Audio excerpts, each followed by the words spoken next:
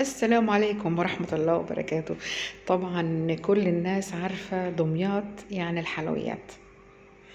تمام، الفطير الحلو بقى، شايفين الجمال وشايفين المكسرات عاملة ازاي، وحتة القشطة العسل ديت.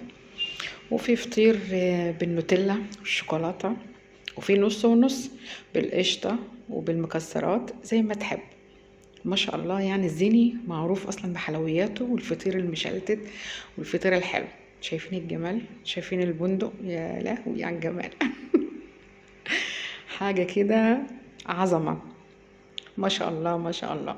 طبعا مش هنتكلم بقى على نظافة الزيني وعمال الزيني، حاجة كده ايه، مستوى توب التوب يعني.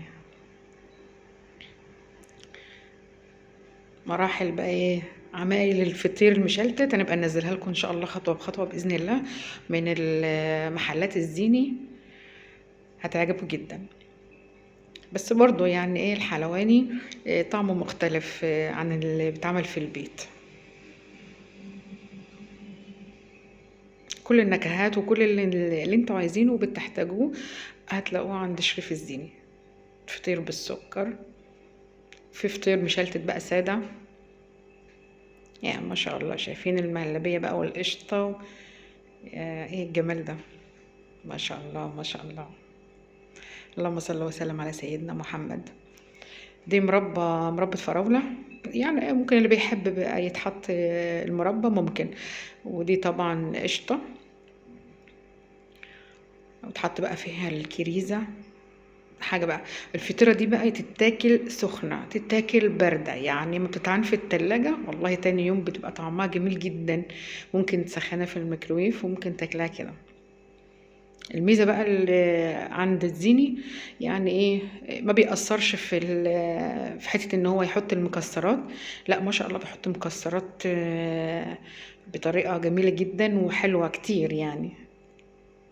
دي البيتزا، صراحة كل المعجنات عنده ما شاء الله جميلة جدا بصراحة يعني.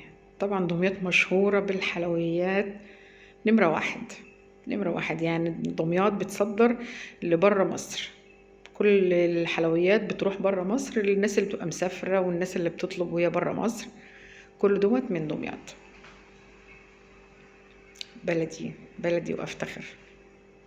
شريف الزيني معروف، شريف الزيني ده طبعا كل الناس اللي جت دمياط عارفة الأماكن بتاعته، بس كان في راس البر أو في على الطريق وانتوا داخلين دمياط.